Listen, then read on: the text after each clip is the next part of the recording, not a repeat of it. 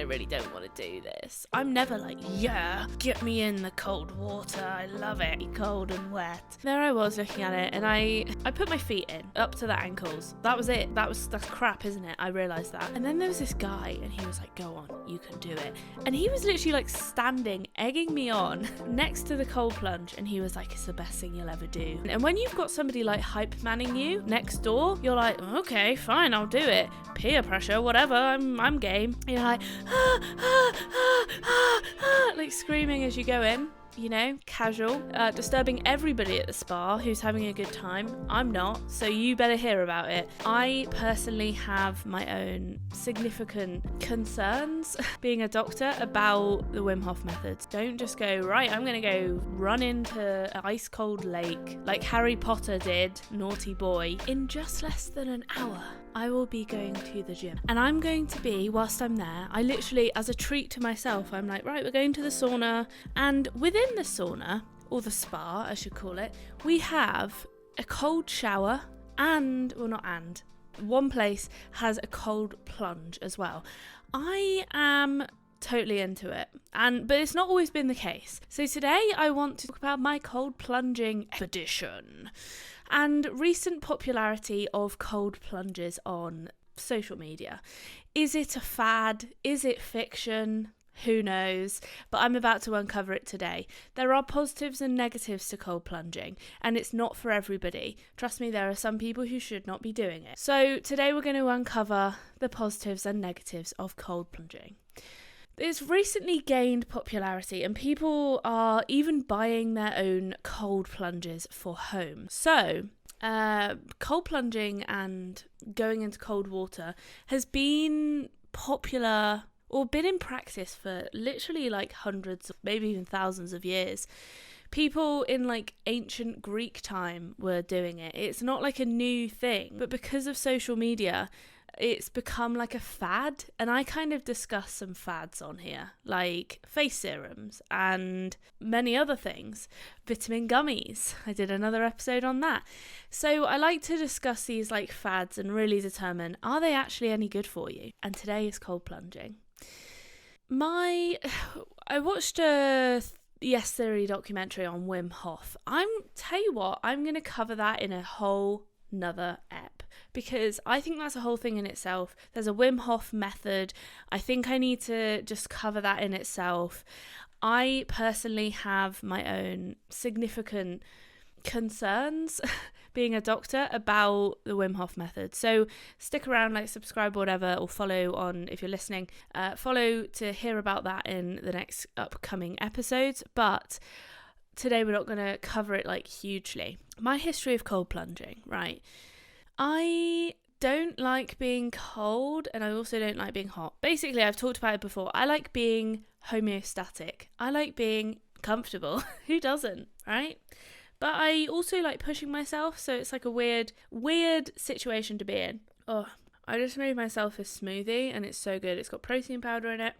It tastes like a Twister's, like, you know, the Twister's lolly, the middle of it, but also actually the whole thing. It's like fruity, but it's like creamy, but it's like kind of spicy because I've got ginger in it. And you probably don't care, but the way I've made it basically was I've cut up loads of fruit and veg. Like I had loads of fruit and veg that was going off. And yes, I say veg as well because I've got avocado in there. That's actually technically a fruit. But bananas, did I put carrots in there? Anyway, I don't just put fruits in my smoothies.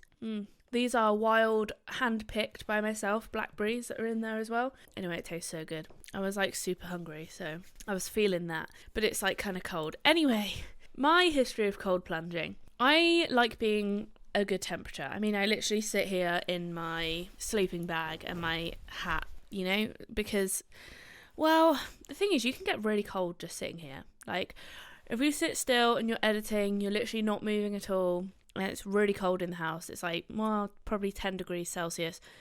So, you know, you can get pretty chilly. If I'm moving, I'm fine. But how am I going to move whilst I'm sitting at my desk? I guess I could do this, like wiggle side to side. But anyway, so I don't love being cold. Also, cold plunges are really cold. Like, they're not just like, you know, a bit tepid. No. The one at our gym, I think it's I think it's like 8 or 9 degrees. Like, it's not ice cold water. And that's something I want to highlight a difference on, is that you can either have a cold plunge or you can have an ice bucket, ice plunge. I don't know what you call it, but like a fucking ice bath. Ice bath. That's what I'm thinking of. You know, I was like, what is that word? Ice bath. Oh, God, that feels good.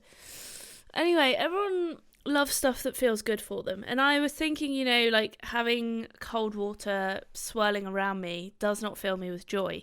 Because I've done the cold bucket before. You know, when you pull it and it like at the spa and it like falls over you. Whenever I get out of the sauna, I'm never hot enough to the point where I think I'm going to throw loads of cold water over myself. I am fine. I just get out and I'm fine again. I'm like, okay, my temperature is back to normal. Maybe I'm not doing it right. Maybe I'm not staying in long enough. I stay in for 20 minutes. It's not as though I'm in there for 2 minutes and I'm out. So I am like, oh.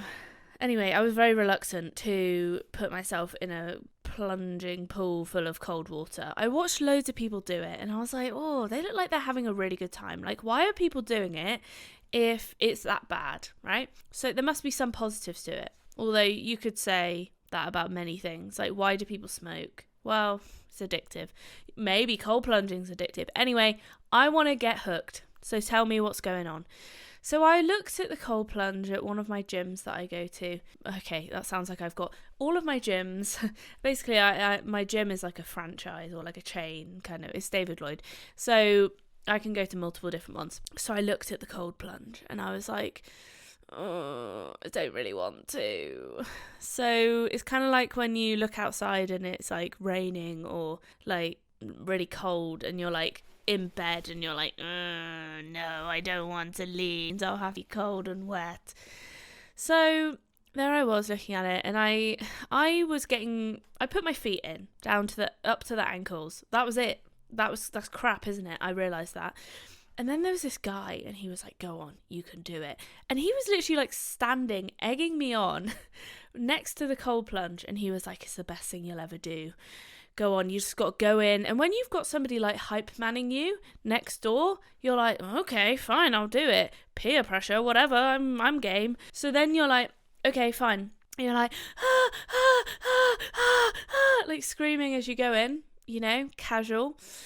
Disturbing everybody at the spa who's having a good time. I'm not, so you better hear about it. So there I am screaming as I go in and I'm like, how long do you stay in for? I do manage to get to here. Actually, the boobs go in? I don't know. Anyway, I managed to get to like shoulder neck area and I was like, I got out after 30 seconds. I don't know. It was like a dip in and out, not too long.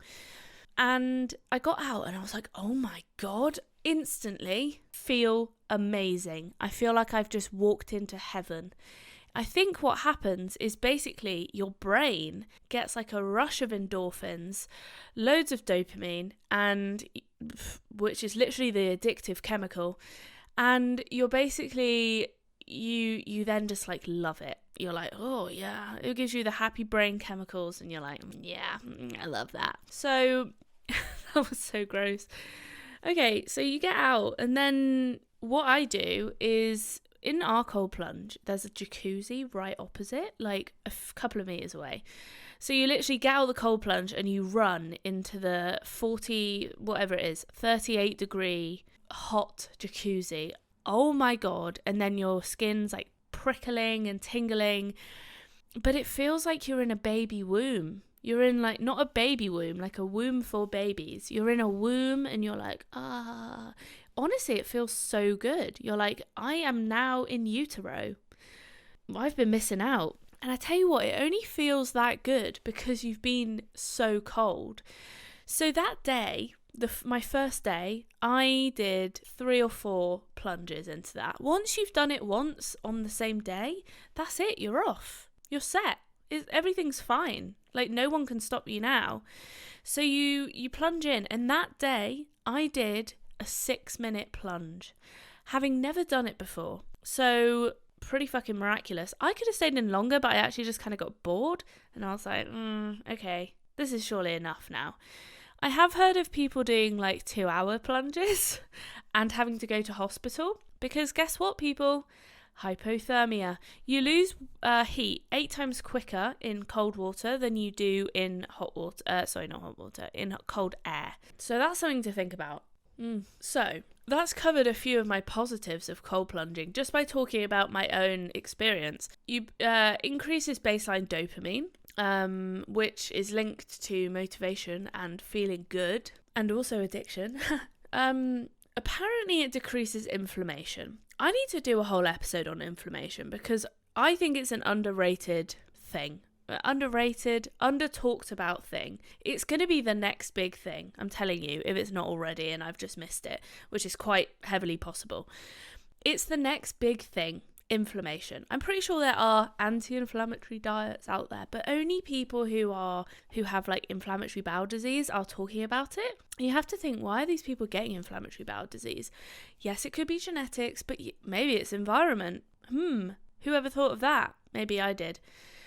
Other benefits include apparently increasing insulin sensitivity, which can help with your blood sugar management, which could also help with inflammation, because if your blood sugar is not managed well, then you can get diabetes, which is an inflammatory disorder in some way or another.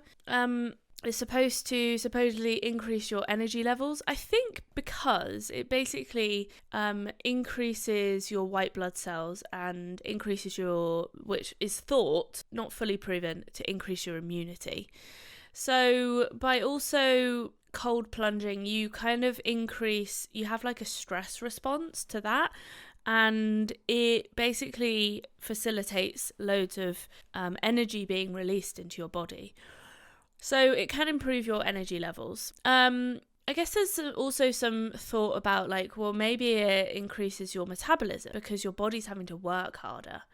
Personally, I think, so this is a new term that I've heard about, is hormesis. I'm not even sure if I'm saying that right. Hormesis. Hormesis. It basically, let me get the definition up because I didn't write it down and I forgot. Oh, cool. I closed it. A phenomenon, this is off Science Direct. Hormesis is a phenomenon in which a harmful substance gives stimulating and beneficial effects to us when the quantity of the harmful substance is small. I think this being the cold plunge, cold exposure, being the harmful substance, because we'll get onto it in a minute, the negatives are there. Now, basically what hormesis is saying is moderation. Bad things in moderation or in small amounts are fine. Like, we have cyanide, don't we, in our apple pips. If you have a couple of them, it's fine. You're not going to die, probably. I don't want to make those promises. But it improves your, I would say, not only your physical resilience. I have no evidence for that, by the way. I'm just, going off some basic common sense. But also, oh God, this makes my head a bit itchy, but like not significantly itchy that I need to take it off. It's my hat I'm talking about. But itchy enough that it feels so good when I scratch it. But I would say that it increases your mental resilience, because for me, the biggest thing about going, and the biggest benefit, but the biggest issue with going into the cold plunge for me is the mental aspect. It's making the decision to go walk up to that cold plunge and plop yourself in it, because it's going to be not nice. The reward's going to be there after, but in the moment you're like, oh, I really don't want to do this. I'm never like, yeah, get me in the cold water, I love it. I think what's worse maybe is the cold shower. Number one, it lands on your head, not nice. It basically, the gasp reflex, which is a reflex which you can suppress, but it's hard to, basically makes you go makes you hyperventilate. The whole premise of that, I learned, is, it makes no sense to me, because I was like, it just makes you inhale water, right? If you're like going to cold water, you go anyway, the whole premise is that it increases your heart rate and your blood pressure and your respiratory rate, obviously, to make you survive and to keep you warm and to keep you like going, to stop you from like shutting down. So I was like, okay, well, that makes sense. But if you drop yourself into cold water, you might drown. But if you're doing it in a cold shower, well, it's going on your head. So it basically, as soon as the water hits your back of your neck in particular, that's where it kind of hits me. And that's when I start getting that gasp reflex. Now, over time, you can reduce that and you don't get it. And you can also do it with like slow breathing, but there is also that it is a reflex, so it's like hiccuping. Like, you can try and suppress it, but it doesn't always work. Anyway, over time, you do it multiple times, that gasp reflex goes away, which is good. And I think it also just the mental aspect of being like, right, I'm gonna submerge myself in cold, painfully cold water, and I'm gonna be okay with it, even though I don't like it. It's doing something you don't like every day, just because you know it's going to be a bit good for you. So, or you hope it will be. Apparently it also decreases triglycerides, which I'm assuming is like, I hope the ones that are bad for you, because I thought triglycerides were good for you. Endorphins, we talked about that one. Anyway, let's get on to the negatives. Because, people die in cold water. It's not like unheard of. People firstly drown. It's kind of unlikely that you're going to do that at the gym. I'd hope that someone would pull you out, or, there's the handles to hold on to. But if you're like, okay, I'm going to go plunge myself in cold water in the middle of nowhere, well, guess what? You could actually die. Like, that is not, I would not be surprised. I would be sad. I would not be surprised. So there is a risk of killing yourself. But again, if you're doing it at the gym or literally in like a little tub in your house, I feel like it's unlikely. The risks there are heart attack. Who shouldn't do it? Let's just talk about that quickly. Diabetics with peripheral neuropathy, which means they can't feel their feet. Because how are you going to know if your feet are dropping off? You're not, if you can't feel your feet. Or anybody with a neuropathy, or maybe like a spinal cord injury. You don't want, I don't know how you'd get in there, but like, I guess if you're hoisted in and put in for a certain amount of time, that would be okay. But don't try it on your own. Somebody with Raynaud's disease, if you don't know what that is, it's basically where your hands go white, the blood flow shuts down. You could just get frostbite, essentially. It's a possibility. Peripheral vascular disease, which is basically where you don't have good blood supply to your legs, usually in smokers or people who've had heart attacks or people with diabetes. Other issues are people who are high risk of stroke, heart attacks. Either you've had them before, you're very unhealthy, you're a heavy smoker, you're old, or you have blood pressure problems, or you have a heart arrhythmia. Don't go in cold water. That being said, I think cold plunges in gyms aren't as cold as going into freezing cold water. And you can also regulate it a bit more, but you also, if you start having a heart attack, like, there's not really much you can do about that. Obviously, like, there is, but once it's sort of started, well, the damage is already happening, my friends. And, you could just have a massive heart attack straight away. That being said, if you're my age, fit and well, or, maybe like 40, 50, 60, fit and well, then the risks are relatively limited. However, I think the risks come when people get silly. They go cold plunging in ice cold lakes, either get stuck under the water, or they can't get out, or they start gasping and then inhale water. Or you get frostbite or hypothermia, or you can't get out, or you decide you're going to get into a river that's really cold and you're like, yeah, I'll be fine, and then you get swept away. Do you know what I mean? I think the biggest risks are not in like, oh, I've just got a cold plunge in my back garden. However, ice cold water can be quite, I would say, more dangerous, because it's, it's going to be like 0 degrees or 1 or 2 degrees, and you can get a cold shock response. Basically, shock is where your body starts shutting down so that it can preserve organ blood supply. Shock happens in infections as well. You might have heard of stick shock. And it basically means that all your blood gets diverted away from your limbs so that you can not die. And you can get organ damage from it if or you can get frostbite, but you can also, or like, nerve damage, hand damage, peripheral damage. But I think you have to be in there for quite a while. Like, if you're just dunking in and out, it's going to be quite hard to like lose your limb or go into cold shock. Now, I think it's after like, if it's ice cold water, I think it's after like 2 minutes or something, that if you're not properly acclimatized to it, or you're not, I think, like I said, there are things like the Wim Hof method, and it can be done. On Yes Theory, they went in for 10 minutes, having never apparently done it before. And it's possible, but there was a big group of them. They had practiced breathing methods before, so they weren't like hyperventilating. And, there were people like supervising. It wasn't like they were just dunking in anywhere on their own. I think that's the biggest thing, right? If you want to do it safely, do it in a sensible setting. Or if you're not going to do it in a sensible setting, i.e. you're going to go off and do it in a random lake somewhere, take somebody with you, because, the ice gets slippy, and then what happens if you can't get out, or it starts breaking, or you go into shock, and then you just start shutting down, and then you drown. It's quite a scary place to be. I think people don't recognise really the risks of the dangers of the outside world is scary. There are other things like it actually, whilst it's good for pain reduction and inflammation of your joints and muscles, it's actually been shown to inhibit muscle regeneration. So you've been for like a big chest and buys workout, or whatever you call it, back workout, back and biceps. You're like, I know, I'm going to try and aid recovery with my muscles.